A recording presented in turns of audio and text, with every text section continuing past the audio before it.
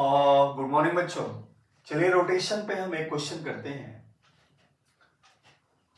If rolling object moves from point A to point B, A to B, then find its linear speed at point ए।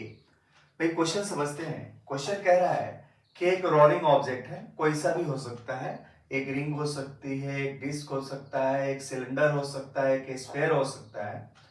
जब ये ए से B तक role करते हुए move करता है तो वैसी स्थिति में बताएं कि पॉइंट ए पर इसकी स्पीड क्या रही होगी ताकि इस लेवल से हाइट एज तक ये मूव कर पाता है।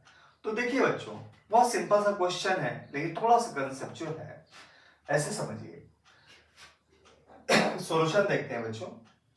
ऑब्जेक्ट ए से बी तक रोल करते हुए जाता है। अच्छा, जब रोल करते हुए जाता है तो ऐसी स्थिति में रोलिंग में टोटल मैकेनिकल एनर्जी क्या रहेगा, यहां पे कंजर्व रहेगा। तो by conservation of mechanical energy, याद रखिएगा, अगर प्योर रोलिंग का केस है तो सरफेस चाहे इंक्लाइंड हो, चाहे सरफेस चाहे प्लेन हो, वैसी स्थिति में मैकेनिकल एनर्जी सिस्टम का दो पॉइंट के बीच में क्या रहने वाला है, कंजर्व रहने वाला है। तो ऐसे सरफेस पे पॉइंट ए और पॉइंट बी के बीच में मैकेनिकल एनर्जी क्या रहेगा, कंजर्व रहेगा। तो by conservation of mechanical energy we have, हमारे पास क्या है बच्चों, तो हमारे पास है यहाँ पे mechanical energy at A is equal to mechanical energy at B. Generally mechanical energy के लिए सिंबल कैपिटल ई का हम इस्तेमाल करते हैं।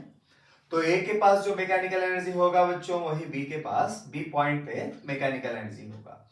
अच्छा, ए के पास मैकेनिकल एनर्जी में क्या है, तो अगर हम इसको रेफरेंस लेवल लें तो यहाँ पे पोटेंशियल एनर्जी जीरो है, तो मैकेनिकल एनर्जी में केवल काइनेटिक एनर्जी है।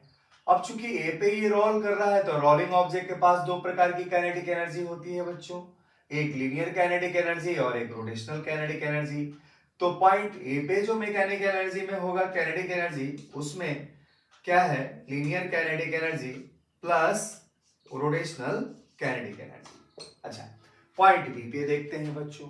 तो जब ये ए से बी तक जाता है ना, तो बी पॉइंट पे जाके रेस्ट में आ जाता है, क्योंकि एच हाइट ही ये क्लाइंब कर पाता है।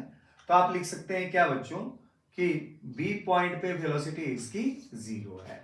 अब बी पॉइंट पे जब पहुंचता है तो इसके पास बच्चों दो प्रकार की मैकेनिकल एनर्जी है, एक रोटेशनल काइनेटिक एनर्जी और एक पोटेंशियल एनर्जी।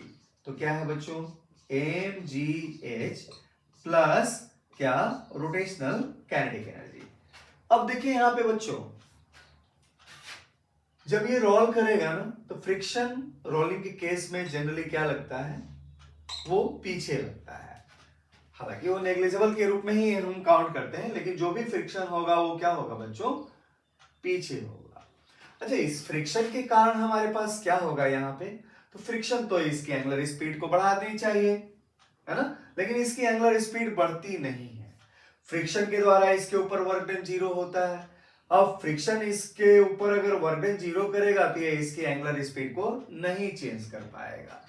तो इसकी एंगुलर जो स्पीड जो यहाँ पे होगी, वही एंगुलर स्पीड बच्चों का क्या होगी, यहाँ पे होगी। अर्थात कि यहाँ पे एंगुलर स्पीड और यहाँ की एंगुलर स्पीड यहाँ पे क्या होने वाली है, सेम आने वाली है।